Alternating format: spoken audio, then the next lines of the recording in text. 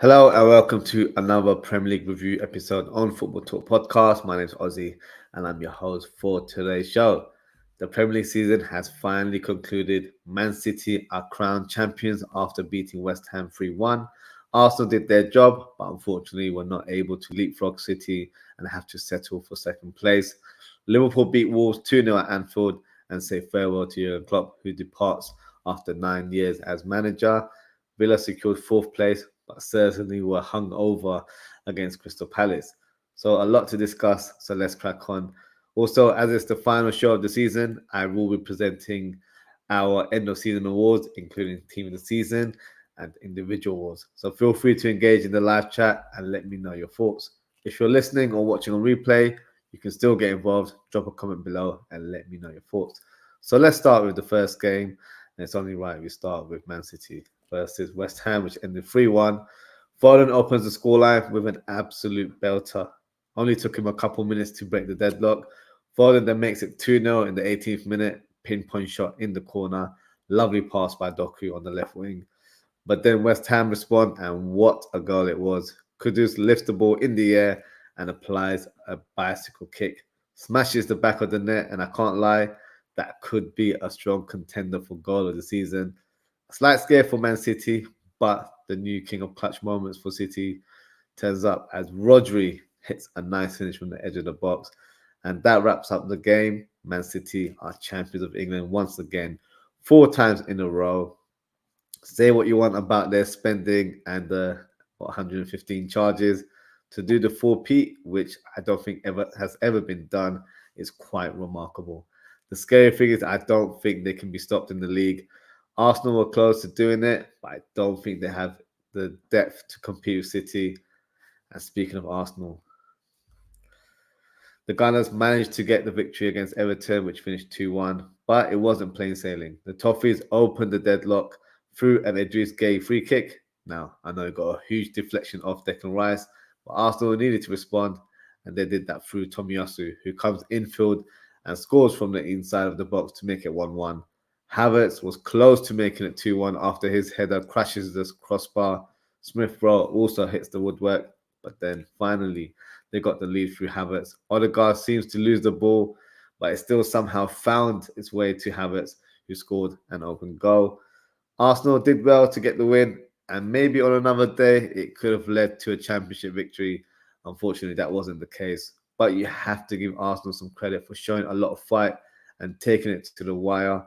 We're witnessing one of the best Premier League teams in Man City of all time. So it's not going to be an easy feat to displace them. And next season, if I'm being brutally honest, guys, I think it will be an almost impossible task. Next fixture, Liverpool versus Wolves, which ended 2-0. This match was certainly an emotional one for obvious reasons, as Jurgen Klopp says goodbye as Liverpool manager. In terms of the game, it was played at a typical end-of-season fashion. No real tempo or urgency. Hwang Hee-chan was close to breaking the deadlock for Wolves as his left foot strike was saved onto the side netting by Alisson. But the pivotal moment was when Semedo fouled McAllister and received the red card. For me, it was the right decision as it was a dangerous challenge. With a 10-man Wolves, Liverpool managed to open the scoreline with a McAllister header. Lovely finish from the midfielder. Then shortly after, it was Kwanzaa who scored from close range to make it back-to-back goals. Salah almost made it 3-0, but OZZIE'S applies a fantastic save and tips the ball over the bar. In the second half, Diaz was close to adding another goal to the tally, but his close-range effort hit the inside of the crossbar, bounces on the line, but unfortunately doesn't cross it to warrant a goal. Should have done better for me, in my opinion, as he applied too much power in the shot, needed to cushion it into empty net as OZZIE'S was in no man's land. Liverpool did produce a couple of more moments to extend the lead, but OZZIE'S was kept busy and denied the Reds. Wolves did actually manage to hit the back of the net later on in the game through a Doherty finish, but the goal was ruled out for offside. And that's the end of the game, and unfortunately, an end of an era. Klopp is giving out hugs and proceeds to do his farewell speech, which was interesting as he provides a new chant for the incoming manager, which is Arne Slot. So that for me was a nice touch and shows the man's character and class. As a Liverpool fan, I'd like to say Danke Jurgen. What a journey has been over the last 9 years. You brought back belief at the club that was missing for quite a long time. You turned doubters into believers. You made us dream again. And I'll be so grateful for the amazing moments and memories that you've given us. You've helped us win a lot of trophies on the way, including the one we all craved, which was the Premier League title. It was the one that I personally never witnessed in my lifetime. We managed to achieve it. You brought heavy metal football to Anfield, and it's the best type of football that I've ever witnessed Liverpool play in my lifetime. Thank you again, Jurgen Klopp. You were more than just a manager. You were someone who gave us belief and to never give up. You've shown your class and compassion for the people. You're not just a club legend. For me, you're an icon, and I really hope a statue is being built for you because you certainly deserve it. Thank you for everything, Jurgen. We will miss you a lot.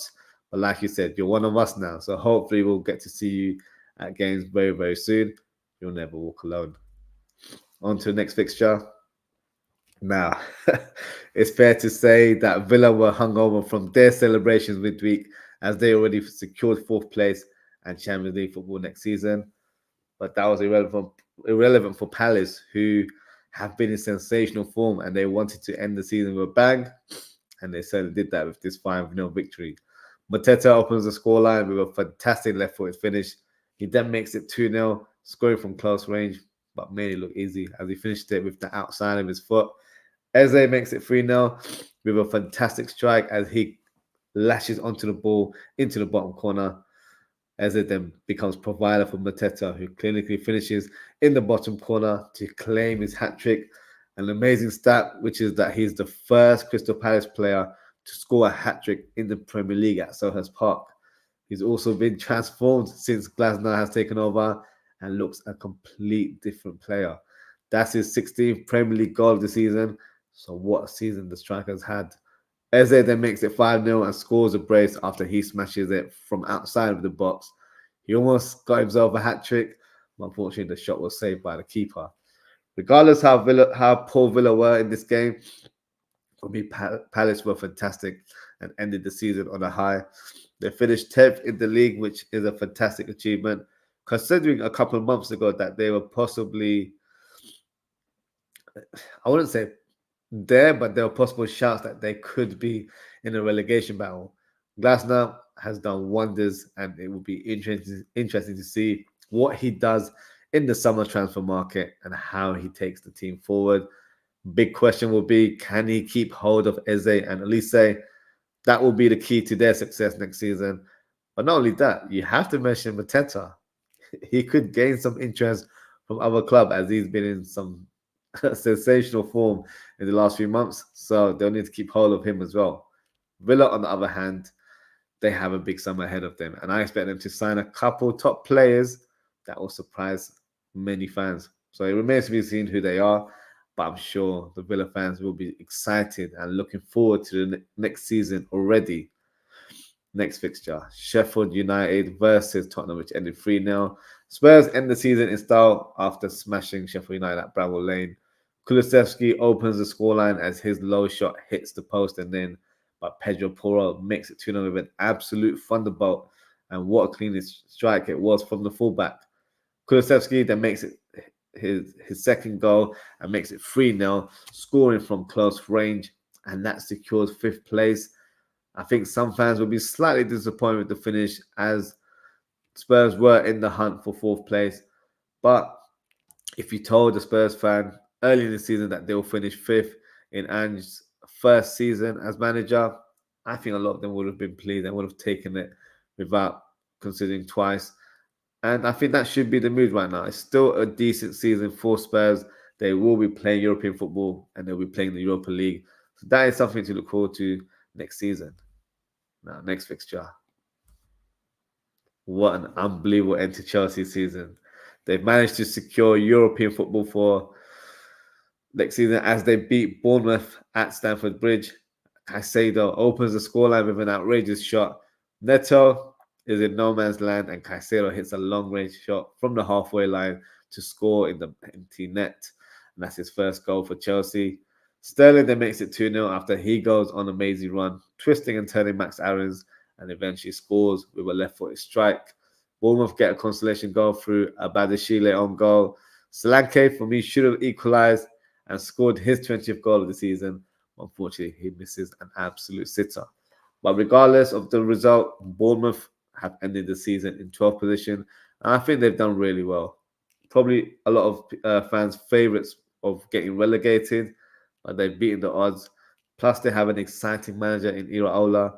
So let's see what type of players he recruits in the summer.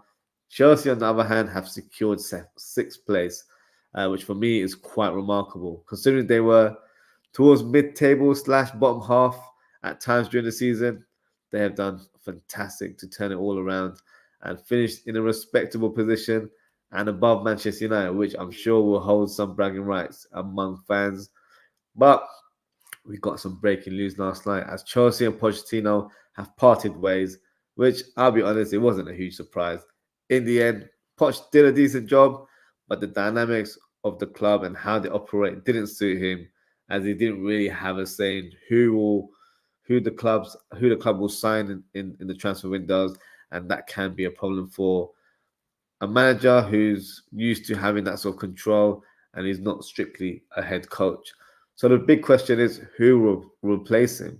I believe it will be Roberto De Zerbi, who I'm not sure if it's official, but it's most likely that he will be leaving Brighton this summer. So everything points to his direction. And I think he'll be a good appointment. But they need to be smart in terms of their recruitment. They can't go on a shopping spree like they did in the last couple of windows. They need to sign quality and experienced players that will hit the ground running straight away. Speaking of De Zerbi, let's discuss the next game, which is Brighton versus Manchester United.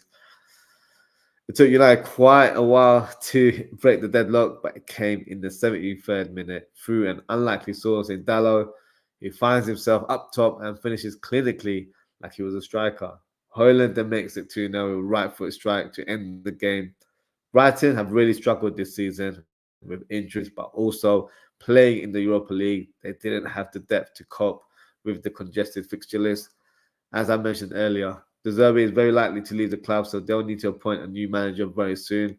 With regards to Manchester United, you can't but say that this season has been an embarrassment, as there were high expectations last summer. I think they've digressed under Ten Hag, and it remains to be seen if they stick with him as manager next season. I think that he'll actually be given another season before the owners consider taking or making a managerial change. But finishing 8th and then also being overtaken by Chelsea in the league is certainly one to forget. Next fixture, Brentford versus Newcastle, which ended 4-2 to Newcastle. They end up being a 6-goal thriller at the G-Tech Community Stadium. Harvey Barnes opens the scoreline with a header. You don't see many of those type of goals from the winger. A mistake from Pinnock allows Isaac to set up Murphy and score from close range. That made it 2-0 for Newcastle. But then Isaac himself makes it 3-0 with a great strike in the bottom corner. And that is his 21st goal of the season, which is sensational. Speaking as a Liverpool fan, Arne Slot, please bring this man to Anfield next season. He's exactly what we need in our team. Back to the game. Brentford then make it 3-1 as Janot scores with a left-footed strike, but Wissa then makes it 3-2 with a fantastic strike from outside of the box, posting in. Lovely finish from the winger. Ramirez then makes it 4-2 after scoring from a rebound, and that wraps up the game. Newcastle finish in 7th place, but they can still qualify for European football if Manchester City beat Manchester United in the FA Cup final. Brentford, for me, have had an underwhelming season, as I expected them to finish higher than 16th. This will be a big summer for Brentford, as Ivan Toney is expected to depart, so a replacement will need to be brought in, but also other players will need to be signed in order to strengthen the squad. The next fixture, Luton Town versus Fulham, another 6-goal thriller in the Premier League. This time it was at Kenilworth Road. Adama Traore scores a smashing goal for Fulham. He doesn't score many, but what a strike it was to open the scoreline. Luton Town are awarded a penalty as Ogbene was fouled in the box. Morris steps up and finishes clinically in the bottom corner. Jimenez gives Fulham the lead again after his strike. He then scores again with a header from a free kick. Nicely executed finish from the Mexican striker. Doherty manages to squeeze his shot in the bottom corner from the set piece to give Luton a fighting chance, but Harry Wilson hits the knockout punch after his cold effort hits the top bins to make it 4-2. Let's give some credit to Luton Town, who for me have been a breath of fresh air this season. They started the season very poorly, but bounced back and showed a real fight. In the end, it wasn't enough, but I'm sure we'll see them in the Premier League again in the near future. Fulham finished 13th in the table, which is about right, but they will need to keep hold of players like Palhinha and strengthen at the same time. The final fixture of match week 38 is Burnley versus Nottingham Forest. Forest got the crucial victory to secure Premier League status, but it was the former Burnley player, Chris Wood, who gives Forest the lead as he scores with his left foot from close range. Nice cross from Elanga on the right wing. Chris Wood then makes it 2-0 as Forest extend the lead, and his shot was guided into the back of the net. Cullen gets the consolation goal in the 72nd minute for Burnley. So well done to Forest, who will be playing Premier League football next season. Commiserations to Burnley, who are relegated to the Championship. They will need to find a way to bounce back, but it might not be an easy task as there's rumours circulating that Vincent Kompany is shortlisted as a possible candidate for the Bayern Munich job. So if he departs, they'll need to recruit a new manager that will hopefully bring them some success to the club. And unfortunately, that is not going to be an easy task. And that's the end of our match week 38 review. It's time to make some FPL announcements. So let's start with the FPL manager of the week, as we do on a weekly basis. And that goes to Free Palestine is the name, and his team name is Limison Thorpe. And he managed to gain 116 points, an amazing points tally, as there weren't many scores with triple figures in this match week. So well done to you, and Free Palestine all the time. My heart and prayers go out to the people suffering Palestine, and I'll continue to do so until they get the freedom that they deserve. Now, it's time to reveal who the FPL manager of the season is. So the best way to do that is to present the league table rather than me telling you who the winner is. So let me share my screen with you guys. Let me just quickly, apologies, I've been under the weather, so let me just share the screen with you guys. And there you go. The winner of our FPL is Tayo Aziz, the undefeated goal. He finished with 70 points this week, but a grand total of 2,512. What an amazing achievement that is. So well done to Tayo. Let me just bring his name on screen. There you go. Fantastic achievement from Tayo. Please reach out to me. We can sort out a prize for you. I'll give you the option of selecting a t-shirt from our new brand, which is OZWRLD.co.uk. So yeah, feel free to have a look on the website. Let me know what shirt you want, and then I will get that delivered to you.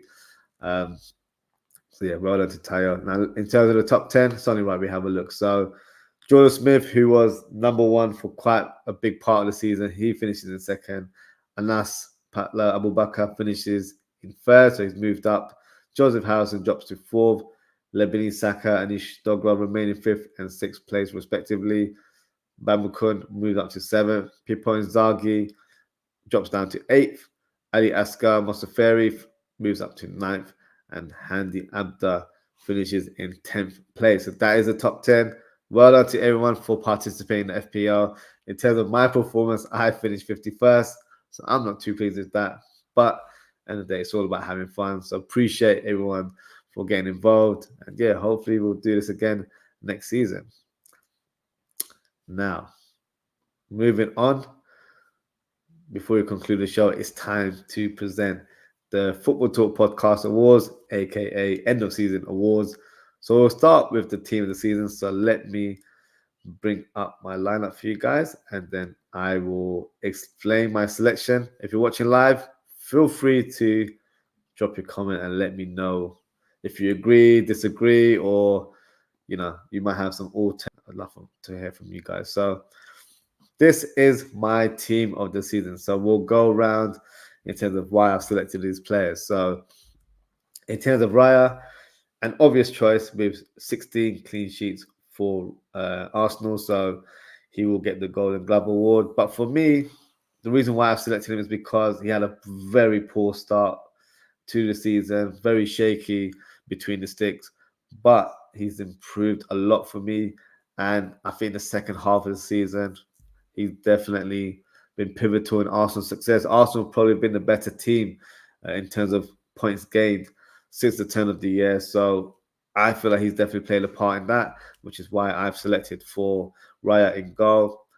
Now, I've gone for a double Arsenal centre-back pairing there, so in Gabriel and Saliba. Goes without saying why I've selected both of the players. I've selected because they've managed to gain 18 clean sheets and they've only conceded 29 goals, which is an amazing stat. Do you know what? I should always do some honourable mentions as well. So in terms of the goalkeeper, honourable mention should probably be Pickford. I feel like I think in terms of number of saves that he's high on the list. But I've gone for Raya because I feel like his sort of contribution has been a bit more pivotal in how Arsenal have finished. Ellison is a shout as well. So those are my honourable mentions. In terms of centre-backs, so I've just said Gabriel and Saliba are my team of the season selected players in the back four. Honourable mention will probably be Van Dijk. I think he's had a good season considering Liverpool have had a number of injuries in the backline. So Alisson was out for quite a while. We've had Kelleher in the goal. He's had different personnel to work with, so different centre-back pairings in Konate, Matip, and Kwanzaa. And then Trent wasn't there for large parts of the season. Robertson wasn't there, so it was always a makeshift defence, and he was quite pivotal. Sort of going outside of the Premier League, he also played a part in winning the Carabao Cup for Liverpool as well. So honourable mention for Van Dijk being there. John Stones for me was really good, one that I considered. I thought he's had a good season for City, like he always does, to be honest with you. Another one is Anderson for Crystal Palace. I've always been impressed with how he plays, the way he distributes the ball. He's fantastic, a real leader in that back line. And I feel like he can be a bit of an unsung hero as well. So I feel like he definitely deserves a shout. And Van der Ven as well. He's a player that was signed in the summer, but he's hit the ground running and he's been fantastic. When he was out of injury, you could see the effect he had on the team. They looked shaky at the back. So that goes down to his presence and his quality as a defender. Now let's start with left back. I'll be honest with you guys, I was considering doing a back three as there weren't a lot of fullbacks that really stood out for me this season. But in terms of that left back position, I thought Robinson for Fulham has been outstanding for the team. He's been such a solid player for them, defensively really good, but attacking-wise contributes for the team as well. In terms of honourable mentions, I had Aït-Nouri, but the reason why I didn't select Aït-Nouri was because he was playing a more advanced position this year. He was more of a wing-back / left midfielder rather than a full-back. So, yeah, a tactical reason in terms of why I didn't select him as a left-back. Udogie was definitely a shout. He was in my team of the season so far in match week 19 when I do my mid-season review. But he's been out injured quite a while. Wasn't really involved in the games in the second part of the season. So for me, I couldn't really add him as my complete team of the season. So yes, that's my left back there. Right back, not many options to choose from, to be fair. Kyle Walker obviously had a good season as well, just winning the title. But I don't think it was down to his presence in terms of the reason why they won the trophy. It was more so in terms of the other end of the pitch. Trent had a good first part of the season, but then unfortunately picked up an injury. He was out for 2-3 months. So that played a part in terms of not being selected. And someone that probably hasn't got much of a mention is Pedro Porro. I feel like he's been a fantastic fullback. He's been scoring some good goals. He scored a fantastic one over the weekend, capable of doing that. And I feel like he's been a great attacking force and a creative spark in that Tottenham team. He's provided quite a few assists for the team. So I feel like he definitely deserves an honourable mention. But but I've gone with Ben White. Ben White for me has been very solid for Arsenal, both defensively. He's contributed a couple of goals here and there as well. So I feel like he's been a standout player in that right back position. Speaking from an England's point of view, it's a shame that he's not selected, as he's got some differences with the coaching staff there. Will that be rectified? I doubt it, to be honest with you. But I feel like in terms of how he's performed, he probably would have been in that England lineup in the Euros. But this is my back four. Let me know what you guys think. Now, in terms of my midfield, there's no other person but to select Rodri in that defensive midfield role. Absolutely fantastic this season. Um, he had that period where he got that red card and he was out for 3 games, and I think City couldn't get a win. So that shows you how pivotal he's been. He's played 34 games this season. For a defensive midfielder, he's managed to gain 8 goals and 9 assists, which is just ridiculous for a defensive-minded player. But yeah, goes without saying how great he is as a player. One of the best DMs in the world. So it's only right that he's selected in my team this season. Not based on his previous success, but I think this season he's been fantastic as well. Now, my number 8. Declan Rice, traditionally probably known as a number 6, but in the Arsenal team, he's played both roles. He's been a number 6 and has been a number 8. And that has been reflective in terms of his stats because he's managed to gain 7 goals and 8 assists this season. And I didn't really think he had that capability coming into the team. So fair play to Declan Rice. I think he's been a game changer for them. And I mentioned that earlier in the season when he was signed for Arsenal. And he's definitely lived up to that big price tag. So I feel like he's been fantastic and has been a pivotal force in how successful they've been so far this season in terms of going for that title. So I'll go for Declan Rice in midfield. And I'll go for his Arsenal captain there, Martin Odegaard. 35 games played, 8 goals, 10 assists. And he's just, as a neutral, he's such an amazing player to watch. So good in terms of his passing range, the way he threads through balls, really top quality player. You know, he's a player that's a bit of a hybrid. He plays as a number 8, but you can tell he's built to be a number 10, but he manages to find the lines and play both roles in transitions of games. So yeah, for me, a quality player. Let's go through the attack. Palmer. I don't think I could have placed anyone in the right wing, even as a Liverpool fan. Can't put Mohamed Salah there. So yeah, actually, do you know what? Let me give you some honorable mentions for the midfield. So in terms of the DM, I mentioned there wasn't really any standout DMs for me, but I think Douglas Luiz deserves a shout. He's been fantastic for Aston Villa. He's played a part in terms of their goals and assists because he's their set piece taker. So in his general play, I think he's been really good as well. And another player I probably mentioned, Palhinha for Fulham. I've been really impressed with how he's performed this season. Obviously, wasn't able to move to Bayern Munich last summer, but that didn't affect his mood or his sort of contribution to the team. He was just as good as he was last season. So yeah, you have to give credit to someone of that quality. I feel like he definitely is one of the candidates for that DM role. But Rodri is an outstanding selection for that team. And in terms of the centre mid roles, I've gone for McAllister and McGinn. I feel like both of these players deserve a mention. McGinn has been playing different roles, but traditionally a centre midfielder. And I feel like, yeah, he definitely deserves a mention. He's been fantastic for the Villas this season.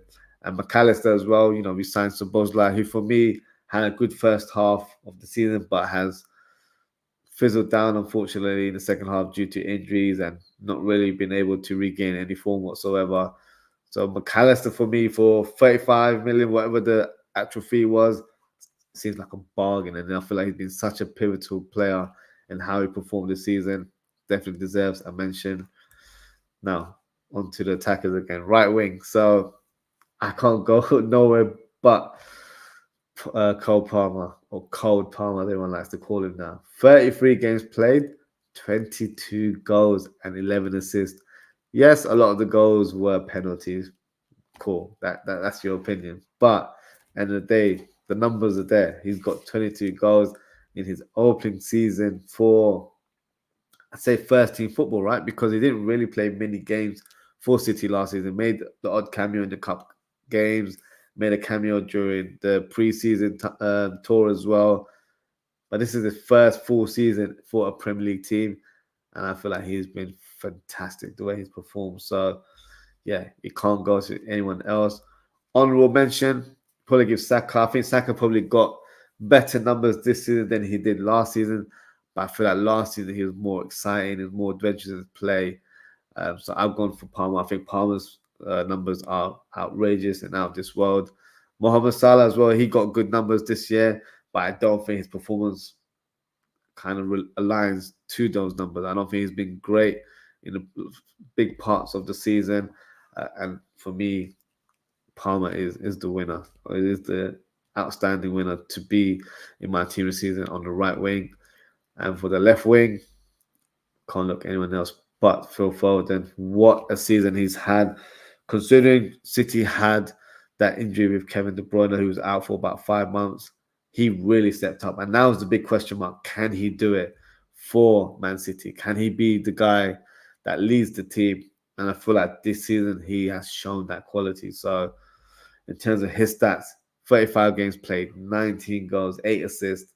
So yeah, he's definitely played a part in how the team has performed. So goes without saying, he's selected in my team of the season and should be in the England lineup in the Euros. But that's another discussion that I'm sure we'll have in the coming weeks. And up top might be a surprise to quite a few of you that haven't gone from Haaland, because Haaland scored the most number of goals, 31 games played, 27 goals and 5 assists. So 32 GA if you want to be a bit more statistic driven. But I have to give it to Watkins. I think Watkins has been fantastic for Villa. 37 games played, obviously played more games than Haaland, 19 goals and 13 assists. That's the key there, 13 assists. So for me, in terms of GA, it's the same as Haaland with it being 32. But I feel like he's had such a big influence in that Villa team and helped them gain Champions League qualification. So for me, I think he fully deserves to be selected in the team. And hopefully we'll see him in action for England as well, because I feel like he'll be a fantastic option for us to have from the bench. And that is my team of the season. So drop your comments, whether it's on the live chat or in the video or in your audio, if you're listening on the stream web platform. Drop a comment. Let me know what you guys think of my team of the season. I will be sharing this on my social media feeds. So yeah, feel free to engage with me on that as well. Now, let's go on to present the individual awards. There you go. This is my graphic. So a lot of them quite easy to say. It wasn't a difficult one. So player of the season goes to Phil Foden. Some would argue and say maybe Cole Palmer should have got the player of the season, but I feel like Phil Foden has been fantastic. And I think there was a lot of question marks is, can he be the main guy for Man City? I feel like he's answered those questions. I feel like he's more than capable of being the main guy. And he can probably take on that Kevin De Bruyne role once he departs, because obviously he's getting older as time goes on. So for me, Phil Foden is the future of Man City. And this is the season where he really put his mark on the ground. And I feel like he's the poster boy now. I know people will say other players like Jack Grealish might be the poster boy, but that's probably due to his personality and antics on and off the pitch. In terms of footballing terms, he is the poster boy of Man City. So I feel like, yeah, he might not have the same numbers as other players, but he has been amazing for Man City this season. So that is why he is our player of the season. A young player of the season, you know, the criteria is under 23s. Doesn't seem like a young player, because nowadays 23 is where you're a bit more experienced. Phil Foden's got about 5-6 trophies or Premier League titles in so far in his career, and he's 23, 24. So, but in terms of the young player of the season award, has to go to Cole Palmer. Can't go to anyone else. Honorable mentions. So you've got Elise at Palace, for me, has been fantastic. Mainu as well, who's probably been the breakout talent of the season, to be fair. And Brathwaite as well for Everton, who's been fantastic. And I'm expecting a lot of interest in him this summer as well. So yeah, so those are the honorable mentions. Now, in terms of the manager season, I can't look past Pep Guardiola. Yes, you have to give honorable mentions to Unai Emery, who managed to get Champions League football for Aston Villa, which hasn't happened for a long, long time. And Mikel Arteta for showing a fight in terms of that league title. but you have to go with the man that wins the title, right? And Pep Guardiola winning it 4 times in a row, I can't go against that. It has to be given to Pep. So that is my manager of the season. Signing of the season, I have to give it to Declan Rice. Yes, it was a big fee. Don't get me wrong, but I feel like he's had, excuse me, he's had a fantastic impact on that team, and for me, he's been worth every penny that they've paid. So a player that can also be the future captain of that club. I know Odegaard is a young player, but you've got 2 players that have leadership qualities on the pitch. And yeah, I think he's been fantastic. And he's added goals and assists to his games, which we've seen moments of that in the West Ham shirt, but I didn't really know if he could do it on a consistent basis. And for a player that's playing DM or CM throughout the season, it's not a bad stat to have. So no, well done to Declan Rice. He's definitely my sign of the season.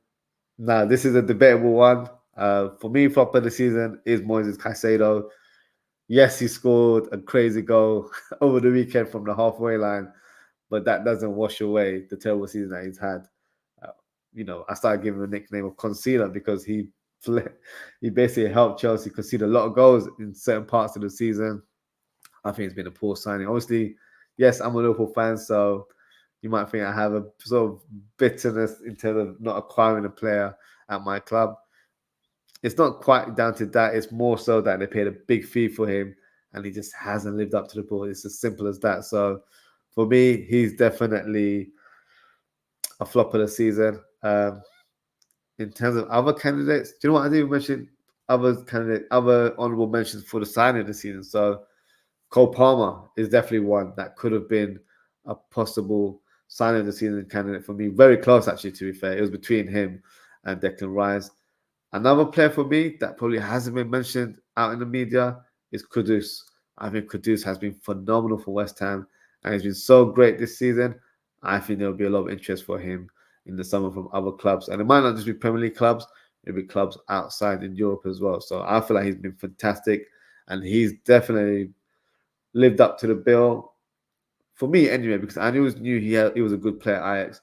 But I feel like the way he's hit the ground running has surprised a lot of fans. So he's done fantastically well. McAllister, for me as well, has been a great signing for Liverpool in terms of value for money. And he's been very pivotal in how Liverpool play this season.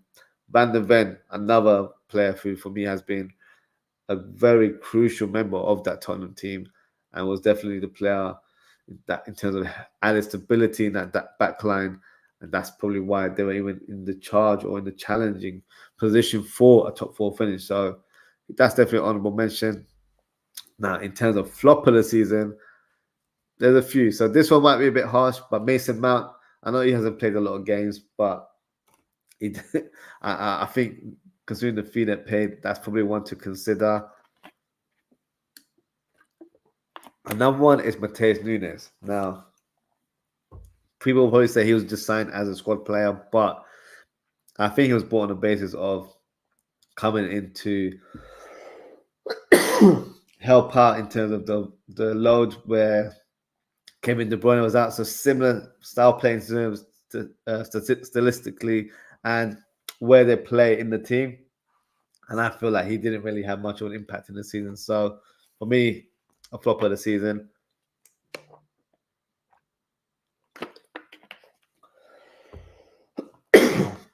Excuse me. And another one is Sofiane Amrabat, a player that had a big reputation coming into United, where he had a good season at Fiorentina, winning the Conference League, and then his form in the World Cup for Morocco as well. I think it's been an awful signing. I know it's a loan signing, but still, I think that has been a poor signing for Manchester United. So that is my awards, end of the season awards. Drop a comment, let me know what you guys think. And that's the end of the show as well. So thank you to everyone for tuning in. If you haven't already, please don't forget to like, comment, share, and subscribe. Before I close the season, as you can probably tell, I'm struggling here. I'm a bit under the weather. I'd like to thank you all for the support that you've shown this season. Whether it's liking a video or dropping a comment on the live chat or watching on replay, or just coming on the show in the call-ins. However you support the channel, I really appreciate it. And trust me when I say this, it doesn't go unnoticed. It's been great fun this season. Thank you again, as always, guys. Take care, stay safe, and I hope to speak with you all very, very soon. Goodbye.